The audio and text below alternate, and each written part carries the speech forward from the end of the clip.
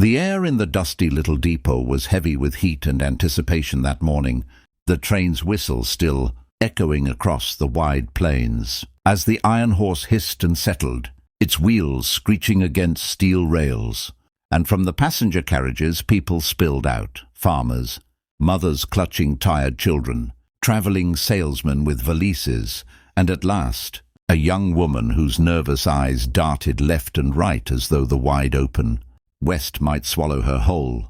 She was dressed modestly, in a plain blue calico dress that had already seen the wear of travel, and she clutched her trunk, her only possession, as though it carried not just her clothes but her dignity, her hope and her future, for she was a mail-order bride come west on the promise of a man who had written her letters sealed with grand words about home, hearth and family. Yet as her boots touched the dusty boards of the depot platform, she saw only backs turning from her, men pretending not to know her, women whispering, and worst of all, the man who was supposed to meet her, the man who had penned those hopeful lines, looked at her once, frowned, then turned away with the coldest rejection, muttering something about being misled, about her not looking as he'd expected, about the distance being too much. And just like that, the fragile thread of her courage began to snap, leaving her stranded in the middle of a place she did not know, her cheeks burning with shame as laughter and whispers rippled through the small crowd. She wanted to sink into the earth, to vanish, but the only thing she could do was grip the handle of her trunk harder, until her knuckles whitened, her body trembling as the reality of abandonment swept through her like a cruel wind. Yet at that moment, just as despair threatened to break her entirely, a shadow fell across her, tall and steady, and when she lifted her gaze she saw him, a cowboy with sunburnt skin, a weathered hat pulled low, and eyes the color of storm clouds, eyes that seemed to see more than just a frightened, rejected girl on the platform, for they softened with something between pity and admiration, and without asking, without hesitation, he stooped, lifted her heavy trunk as though it were no more than a sack of feathers, slung it over his shoulder, and with a voice roughened by trail dust, but warmed with conviction, he said loud enough for all to hear, "This here's my wife," the words cutting through the murmur of onlookers like a branding iron against cold hide, silencing mockery, turning heads, and in that instant granting her the dignity she thought forever lost. Her heart thudded in her chest, torn between shock and gratitude, because she had never seen this man before, had no claim upon him, and yet in his declaration she felt the first true sense of protection since stepping off the train. And though she whispered, trembling, "But sir, you don't know me," he only tipped his hat with a faint smile tugging at the corners of his mouth. "Darling, I know enough. You're standing here alone, and I won't leave you to the wolves." And with that, he guided her down from the platform, his presence a shield against prying eyes, against judgmental whispers, against loneliness itself. And as they walked, her mind spun. Who was this cowboy? Why had he claimed her? And what fate awaited her now? Yet she clung to the hope that maybe, just maybe, fate had written a new letter for her life, one far truer than the empty promises that had crumbled in the depot. And if you, dear listener, want to follow how this rejected bride finds herself in the arms of an unexpected savior, how her heart learns the language of the West, and how destiny writes its chapters with dust and blood and tenderness, then make sure you subscribe to this channel right now, because stories like this only grow wilder, deeper and more powerful from here, and you don't want to miss a single twist of what comes next. For as Chapter 1 unfolds, the cowboy leads her through the busy main street, townsfolk staring, some nodding in approval, some raising eyebrows, but no one daring to question his claim. And the girl, her name, she whispered at last, was Clara, walked beside him, trying to make her steps match his long, confident strides, her heart warring between fear of the unknown and the smallest budding of trust. And though she didn't yet know his name, she could feel in his calloused hand the steadiness of a man who kept his word once spoken. In the saloon, whispers rose. In the mercantile, the owner leaned over the counter with curiosity. In the livery stable, boys grinned and called, "Hey, Caleb!" Didn't know you was married." And at last she knew his name, Caleb Morgan, a rancher known for riding alone, for keeping to himself, for speaking plain but living with honor. And she wondered why such a man would tie himself to a stranger. But when she dared to ask him as they paused by the hitching post where his bay gelding pawed the dirt, he only said, "Sometimes life don't wait for us to choose the neat road. Clara, sometimes it throws us in the mud, and we either sink or we stand. Today I chose to stand."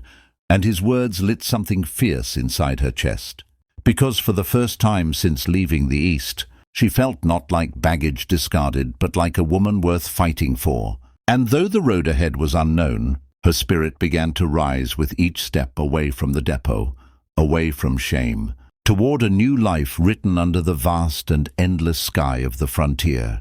And that, my friends, is how destiny begins, uninvited, unexpected, but powerful beyond measure. So stay with us as this story rides further. And don't forget to hit subscribe so you won't miss Chapter 2, where love and hardship tangle like wild mustangs, and the truth of a cowboy's heart will be tested against all the fire the West can bring. The days that followed Clara's unexpected rescue at the depot unfolded like a long trail ride across the prairie, each hour filled with new sights, new doubts, and new hopes as she settled into the rhythm of Caleb Morgan's ranch. A spread of land that rolled out beneath the endless Montana sky, stitched with cottonwoods by the river and fenced with sweat-stained cedar posts. And though at first she could hardly believe that this stern yet kind cowboy had truly meant the words he spoke before the townsfolk. "This here's my wife," she came to learn that Caleb's word was no empty wind, for he carried her trunk into the small but sturdy ranch house with its wide porch, its pot-bellied stove and its single quilt-draped bed, and when her cheeks flamed with uncertainty, he only set her trunk by the wall and said in a voice rough yet gentle, "Ain't no need to fret, Clara, you're safe here, and I don't take what ain't freely given." And with that, he tipped his hat and slept outside beneath the stars that night, giving her room to breathe, to trust, to find her footing. And from that moment her heart began to thaw like snow under spring sun. For she saw in him not just a rescuer, but a man who lived by a code carved into the marrow of his bones, a code of honor, of silence, of loyalty. And though he bore the scars of loneliness, of battles with rustlers and drought and his own demons, he carried them with a strength that called to her weary soul. In town, folks whispered still, some saying she was lucky, others saying Caleb had taken pity, others still spreading cruel lies. But Caleb never let the gossip bite deep. And when she asked him why he had chosen her that day, why he had lifted her trunk and called her wife before God and men without so much as knowing her story, he answered while mending a fence line, his hands sure with the wire, his eyes steady on the horizon. "Because no woman should be left standing alone in a storm, Clara, and because when I looked at you, I saw someone worth claiming, worth protecting, maybe even worth loving, if the Lord allows." And those words struck her heart with such force that she turned away to hide the tears, for she had been cast aside like unwanted freight. Yet here was a man who saw treasure in her presence, and so the ranch became her home, its routines of baking bread, tending chickens, hauling water, and learning to ride Caleb's old mare, weaving a new fabric of life around her. And each evening when Caleb returned from the range, dust coating his shoulders, he would sit with her on the porch, the silence between them rich not empty, filled with the lowing of cattle and the song of crickets. And slowly, gently, the bond between them deepened until she no longer wondered if he meant those words, but began to hope he truly did.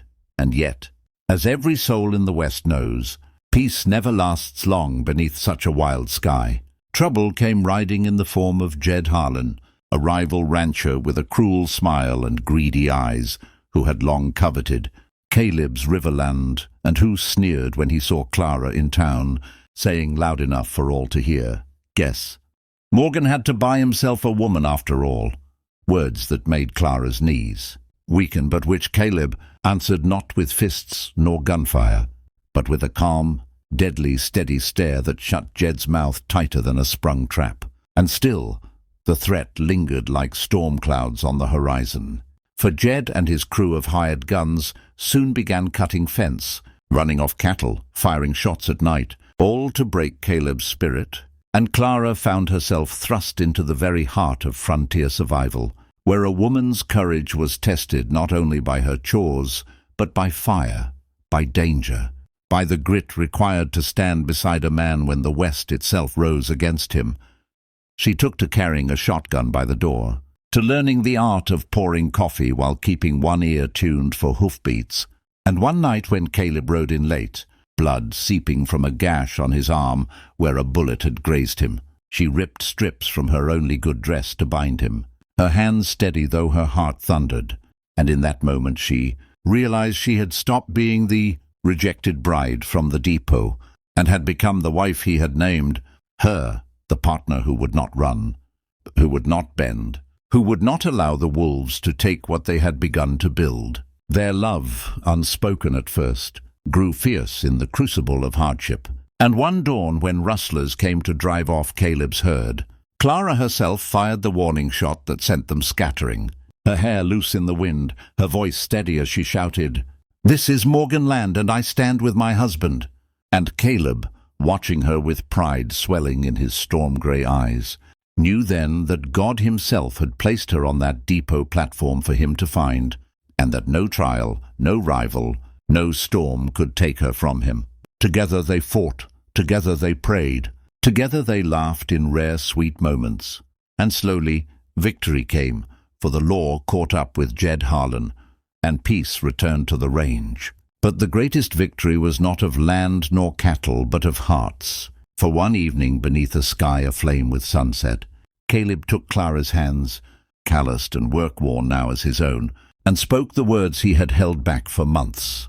"Clara, when I called you wife that day, I spoke to save you, but now I speak to keep you.